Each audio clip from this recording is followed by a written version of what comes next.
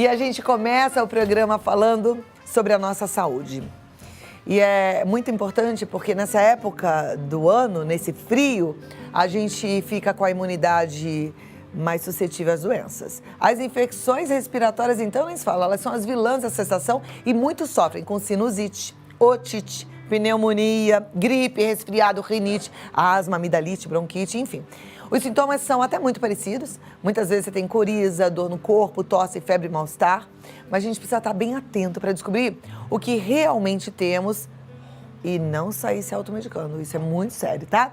Hoje, para falar mais sobre essas e outras doenças ligadas a essa época do ano, frio, e tirar dúvidas, você pode mandar pelo WhatsApp, você sabe disso? Convidamos o Dr. Alfredo Lara Gaillardi, que é otorrinolaringologista e cirurgião crânio-maxilofacial.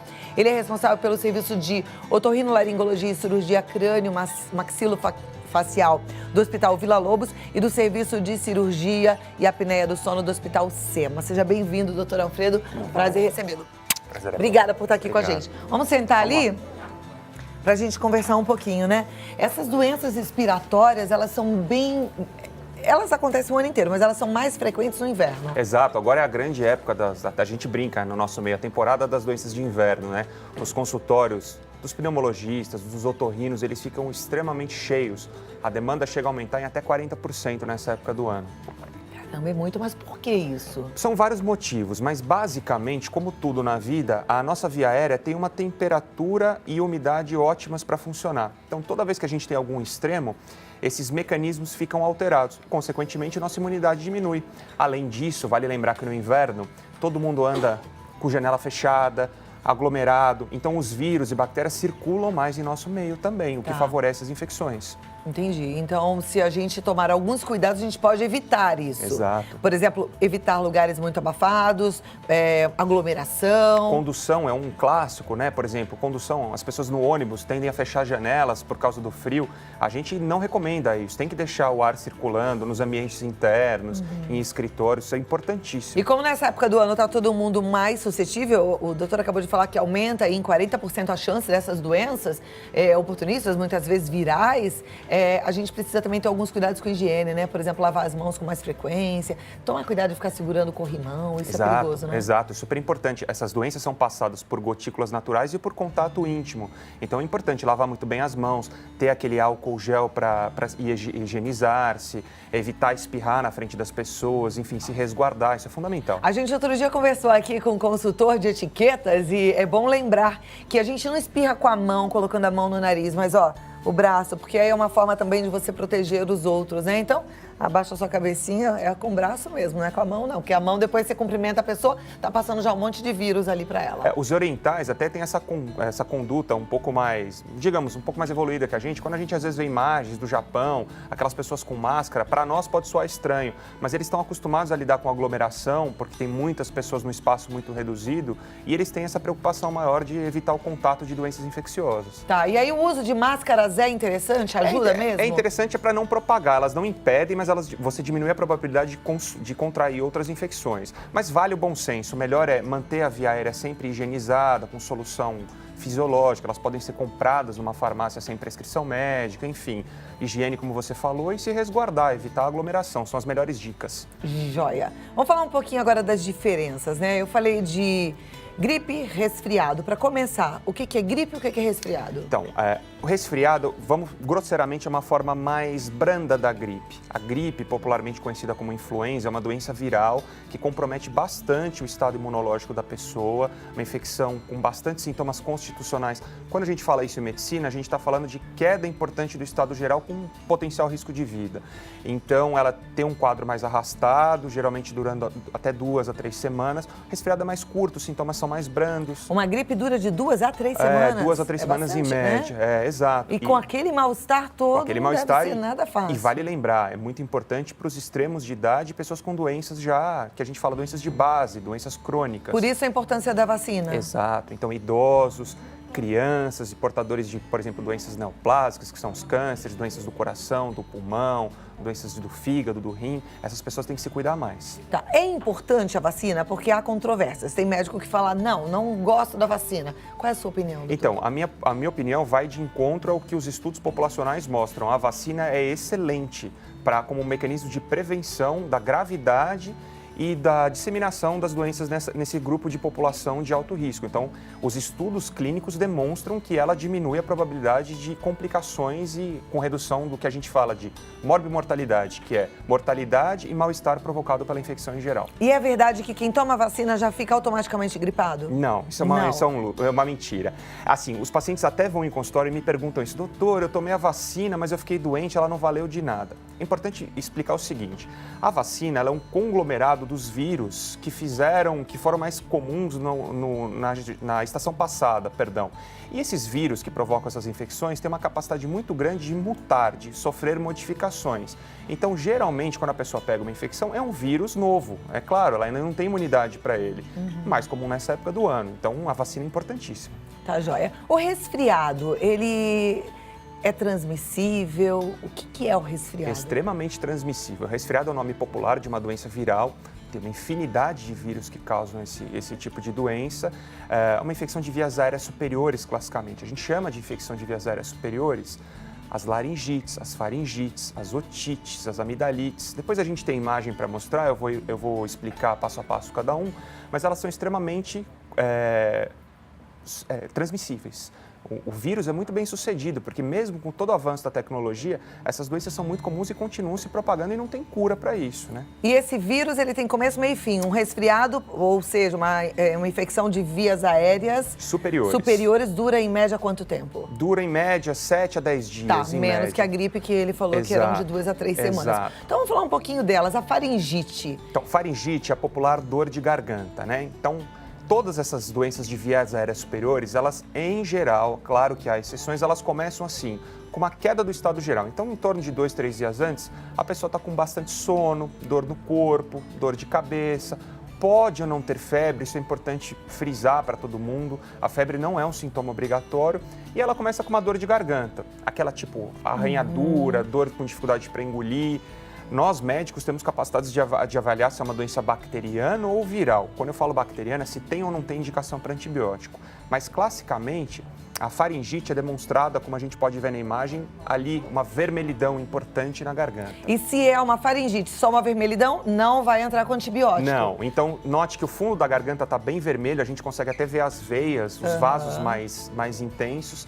E a gente tem que esperar, não se deve entrar com antibiótico nunca, principalmente se automedicar. Só o médico consegue diferenciar se tem ou não tem indicação para entrar com medicação. É verdade que numa situação como essa, que é só uma virose, não é o caso de tomar um antibiótico, se a pessoa resolve tomar antibiótico, ela fica mais debilitada ainda e ela pode ficar mais doente? Na verdade, não. O que ela pode fazer é acabar selecionando bactérias. As bactérias, como assim as pessoas têm informação, é cada vez mais um problema de saúde pública. As bactérias vêm criando resistência aos antibióticos.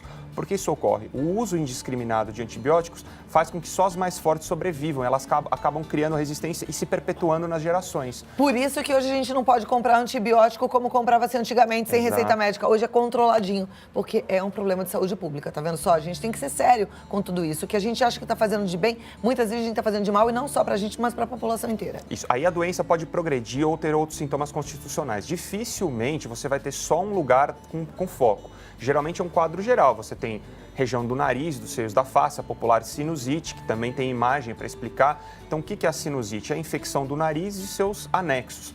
Então, o nariz, na face, ele está escavado como se fosse um formigueiro. Ele tem verdadeiras câmaras para o ar circular. E essas câmaras são revestidas pelo mesmo tecido que reveste internamente o nariz. A gente tem imagens aí da sinusite? Vamos colocar, porque a gente precisa aprender, tentar entender o que é cada coisa, né? Na sinusite também não existe a necessidade de antibiótico? Pode existir, mas às vezes um quadro inicial, dificilmente você vai prescrever antibiótico. As sociedades médicas do mundo inteiro, principalmente as sociedades de otorrinolaringologia internacionais, elas vêm cada vez mais nos orientando a moderar o uso de antibiótico. Então, usar o antibiótico como última escolha. Obviamente, existem situações especiais, mas as pessoas geralmente nos procuram falando, olha, doutor, eu estou há 2, 3 dias com uma dor, com uma pressão na face, com coriza meio esverdeada, eu vim para tomar um antibiótico. Não é bem por aí. É importante frisar para os telespectadores que a cor do catarro não faz diagnóstico só de infecção bacteriana, se é bacteriana ou viral, que a presença de dor de cabeça não obrigatoriamente é sinusite, aliás, na menor das vezes tá? E que a febre não precisa estar presente, ou se presente também não indica que você deve tratar com antibiótico. Até que se prove o contrário, a gente brinca que medicina não existe nem sempre nem nunca, mas uma infecção até uma semana de duração, esse quadro de sinusite, com coriza, com pressão na face, muco, ele pode ser tratado com sintomáticos, analgésico e lavagem do nariz. É isso. Analgésico é um remedinho para dor, para você tirar um pouquinho do desconforto, lavar o nariz com soro. É o que a gente fazia antigamente, que as nossas mães, avós sempre nos orientaram. O bom senso vale, nos resguardar, uma alimentação um pouquinho mais caprichada, tomar bastante líquido. Aqueles remédios que descongestionam, que tem nome de gripe, Gripex, não é esse nome não, mas sabe esses que eu tô falando aí? Sim. Os nomes comerciais que estão ligados à gripe, isso funciona? Então, podem funcionar, mas vale a pena reafirmar para todo mundo. No caso de uma infecção, procure o seu médico, porque esses remédios eles podem mascarar um sintoma mais grave ou levar a um tratamento inadequado com uma potencial complicação. Isso não é infrequente. Principalmente esses remédios de espirrar no nariz, de tomar muitos, são ruins para a gente. Descongestionante. Exato, tem indicações precisas. A pessoa não pode ficar usando isso sempre. Isso pode dar outros problemas, aumento de pressão, taquicardia, etc. Tá. A gente falou um pouquinho da faringite, mas a gente não falou da laringite, né? Então a faringite é essa que a gente consegue enxergar quando abre bem a bocona, assim, viu a garganta igual a gente viu a foto. Mas a laringite, como é que ela é? A laringite é a infecção da laringe. A laringe é o órgão que está um pouco mais abaixo na frente da faringe e é o órgão que contém as cordas vocais. Então, os sintomas também são uma dor de garganta um pouco mais profunda nessa região, geralmente com perda de voz associada. A pessoa normal, ela não consegue enxergar direito a laringe, óbvio. Nós conseguimos ver, através de instrumentos específicos no consultório, essa é uma visão superior da laringe. Tá. Então, parece um Vzinho, aquele Vzinho que a gente consegue ver é a corda vocal. Na imagem acima é uma corda vocal normal. Na imagem abaixo é uma corda vocal inchada, inflamada. Então, quando a gente fala em it em medicina quer dizer referente à inflamação. Laringite, inflamação da laringe. A inflamação é um evento comum em qualquer parte do corpo. Ela é descrita como um processo inflamatório que vai gerar calor, dor, vermelhidão e pode ou não ter inchaço associado. Mas como a gente está falando dos resfriados e das gripes, então a gente falou da faringe, da laringe, a gente falou dos sinos da face, então a sinusite, faltou falar da otite, né? Que é bem frequente também. Criança, então, tem otite super frequente, de monte. Assim, espera-se que um ser humano normal vá ter pelo menos um episódio de otite na vida em 90% dos casos. Então, todos nós, vamos falar, já passamos por isso alguma vez na vida. Nunca tive uma otite, graças a Deus. Então você está nos 10% que não está. Nunca tive. É uma situação terrível. Mas em compensação, amidalite, laringite, faringite, o negócio é comigo. Existem pessoas que são mais predispostas a ter isso, né? Então, existem crianças que têm predisposição maior. Crianças do sexo masculino, crianças que vão para a escolinha, que convivem com outras crianças. Você diz a otite? Da otite. E o pico de incidência, a idade que mais se tem otite é dos 6 meses de idade aos 2 anos. Então, muita atenção. No inverno vai piorar, porque o ouvido é considerado uma parte da via aérea. Também existe uma comunicação com o fundo no nariz. Então, naquelas crianças que roncam, que têm adenoide grande, para os bebês, isso é outra dica para as mães, que tomam uma madeira deitado, também isso favorece a ocorrência de otites. E geralmente a criança não tem muito sintoma, principalmente o bebezinho, porque ele não fala. Ele pode levar a mão no ouvido e pode ter uma febre inexplicada, febre sem origem, aparentemente. Então, nós médicos pegamos isso de rotina no consultório também. Ok. Já demos uma boa passada aí para entender gripe, resfriado e um pouco das doenças mais comuns associadas ao resfriado. Mas eu volto aqui porque tem mais assunto e já tem muitas perguntas do nosso telespectador, tá bom? Então segura aí 2 minutinhos, doutor. Pra gente agora continuar só um pouquinho na linha das doenças respiratórias, que a gente tem ainda, que a gente não falou, a bronquite, a pneumonia, né? Isso. Quando é que uma gripe começa a ficar perigosa, que a gente já tem que suspeitar que pode ser algo mais sério? Então, essas são chamadas doenças de vias aéreas inferiores, bronquites, traqueites, pneumonias, quando os sintomas passam do normal. Também vale aquele bom senso. Um cansaço além do normal, uma febre muito alta que não é debelada com medicação, perda de apetite, queda do estado geral, atenção, isso não é normal, o médico deve ser procurado.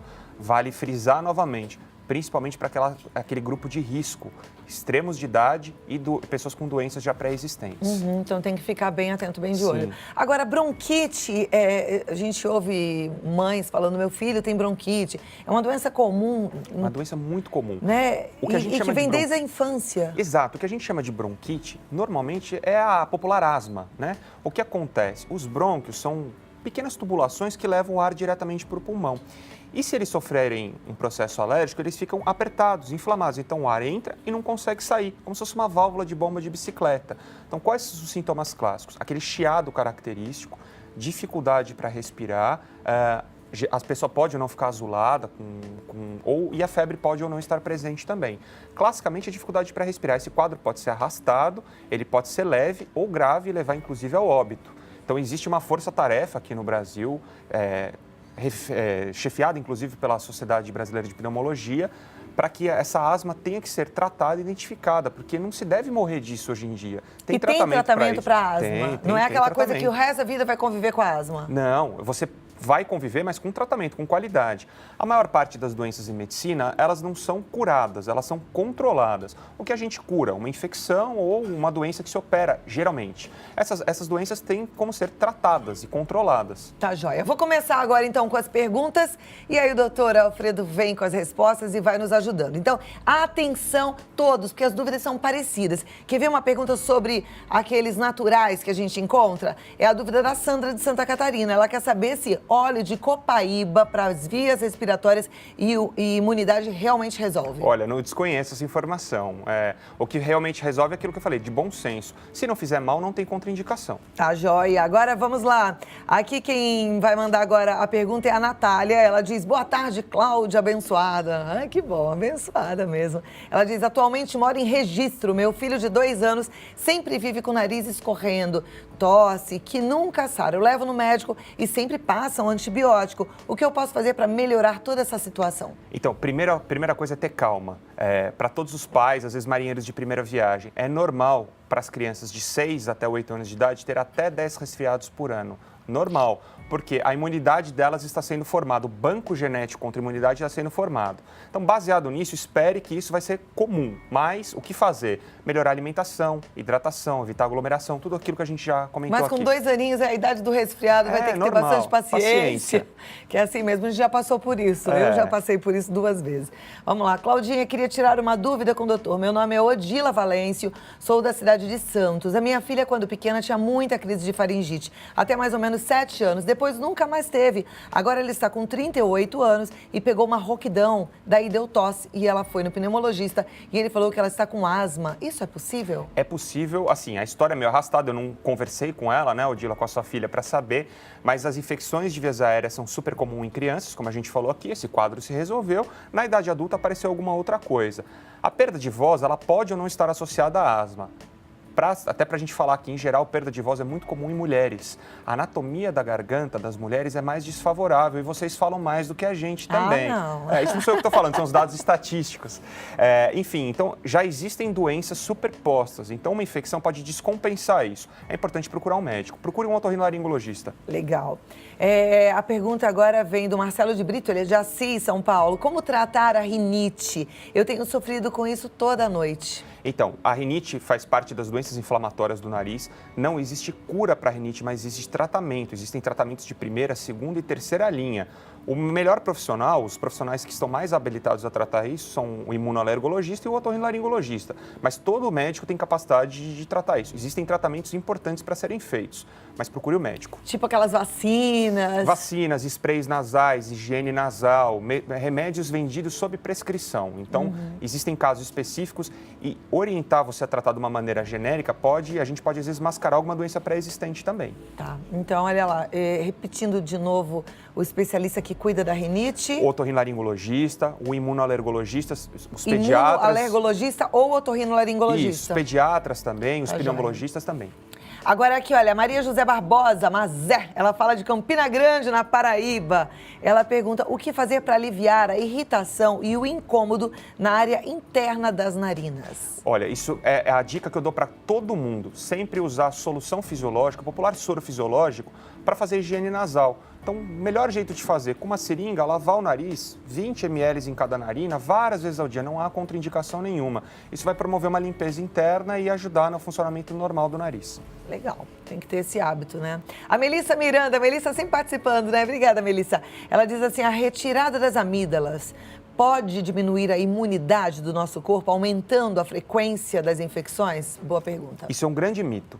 A cirurgia das amígdalas talvez seja a cirurgia mais realizada no mundo. Pelo contrário, quando a criança, geralmente, mas o adulto também, tem amidalites de repetição, se você tira as amígdalas, você melhora a imunidade e você estimula o crescimento. Até isso que é interessante, em crianças, tem vários estudos que demonstram que se você retira as amígdalas com uma indicação correta, você libera o hormônio do crescimento, melhorando inclusive a força física e a imunidade. Vai lembrar o Neymar, né? O Neymar fez a cirurgia das amígdalas antes de ir para o Barcelona e ele despontou como jogador, ganhou forma física, resistência, então tem indicações precisas para isso. Antigamente era muito frequente, a gente ouvia muita gente falando, eu operei a amígdala, né? Pelo menos na minha época de adolescente, de criança, as minhas amiguinhas todas operavam a garganta, era o máximo que tinha que tomar sorvete. Hoje em dia a gente ouve falar pouco disso. A gente passou por um intervalo, na verdade, nessa geração mais antiga era mais comum, porque não existiam tantos tratamentos. Nas gerações mais modernas, que foram crianças entre os anos 80, 90 e começo dos anos 2000, o aporte de medicamentos para prevenção melhorou muito, o que fez cair um pouquinho as indicações. Mas as indicações têm voltado cada vez mais, voltando àquilo que eu falei anteriormente no programa. As sociedades médicas têm cada vez mais restringido o uso de antibióticos. Então, infecções de repetição são super bem-vindas e em respiradores bucais também, aquelas crianças que respiram de boca aberta, porque isso muda toda a arcada dentária, o posicionamento das vias aéreas, então como um fator preventivo. Então isso seria uma prevenção, operar a amígdala pode melhorar essa questão? Melhora muito. Ok. Nosso WhatsApp é 011 950 45 18 40. Pode mandar a sua pergunta. Eu tenho uma dúvida para fazer. Em relação, você falou de dormir de boca aberta, né? Essas pessoas que dormem de boca aberta, a gente já sabe que tem o perigo da apneia do sono, a gente já falou sobre esse assunto aqui algumas vezes, mas isso também pode ser um risco para aumentar a chance de uma infecção então, ou não? Olha que interessante, que saiu um estudo agora australiano, mais ou menos nessa semana, que mostrou que pessoas que têm uma infecção de vias aéreas superiores e inferiores, né, elas aumentam em até 13 vezes a chance de ter uma doença cardíaca. Nos primeiros 7 dias depois da infecção é o pico, mas esse risco se mantém até um mês. Então, existe essa correlação direta, sim. Tá joia. A dúvida agora vem da Luciene, ela é de Salvador e ela diz, Cláudia, me ajuda, eu tô com uma tosse seca e eu sinto que tem secreção, mas eu só faço tossir e não sai nada. O que a gente pode falar para ela? Então, procure o médico. Assim, vou falar aqui um pouquinho sobre tosse. Tosse é um desafio na nossa área também. Tem outras doenças que não têm muito a ver com infecções de vias aéreas que causam tosse. Por exemplo, doença do refluxo. O ácido tem a capacidade de voltar até a região da garganta, banhar esses tecidos, a laringe, a faringe que eu comentei anteriormente, e provocar uma reação de inflamação. Como a laringe e a faringe não têm uma sensibilidade muito bem definida, elas não sabem o que a está agredindo. Então, elas provocam mecanismos de expulsão, tosse seca, catarro, sensação de pigarro constante. Isso é muito comum no nosso meio e vale frisar, você não precisa ter sintomas gástricos para poder ter esses sintomas. Em geral, você não tem. Começa a ter tosse e, na verdade, é o refluxo. Tosse, pigarro, sensação de bola na garganta e o refluxo. Tá, daí procurar um bom clínico geral, mas de repente até conversar com ele e falar, doutor, será que pode ser isso ou aquilo? Isso. Aí talvez ele vá te indicar um gastro. A Matias, ela mora em Capim Grosso, na Bahia, ela pergunta, água oxigenada, volume 3, para pingar no nariz, é indicado? Não, o melhor é solução fisiológica. Tá, agora a dúvida vem da Letícia Valadares, de Anápolis. Boa tarde, acabei de fazer um tratamento para rinite alérgica com 3 tipos de medicação. Buzonide, Monteler e Rupafin. Acabei de usar 3 meses e estou com dores de cabeça. Pode ser o organismo sentindo falta da medicação? Geralmente não. Pode ser que ela tenha uma falha terapêutica, tenha uma infecção. Alguns casos como esse podem se beneficiar de uma cirurgia também. Vale a pena procurar o otorrinolaringologista e ver o que está acontecendo. Tá joia. Mas também outra coisa, com dor de cabeça não é bom a gente brincar. Não. Vai investigar, ver por que você tá com tanta dor de cabeça, né? Exato. Descobrir a causa para tratar direitinho, pegar na raiz do problema, né, doutor? Exato. Muito obrigada por agradeço. ter vindo. Eu gostei do papo. Vocês gostaram em casa? Deu para aprender bastante, né? E o doutor Alfredo Lara, ele tá no DR Alfredo Lara, lá no Instagram, você pode seguir, tá bom? Curtir as postagens dele, ou então entrar em contato através do telefone 011 9 89 77 17 14. doutoralfredolara@hotmail.com é o e-mail. Até a próxima oportunidade. Obrigado. Obrigada, muito bom te receber, viu? Obrigado.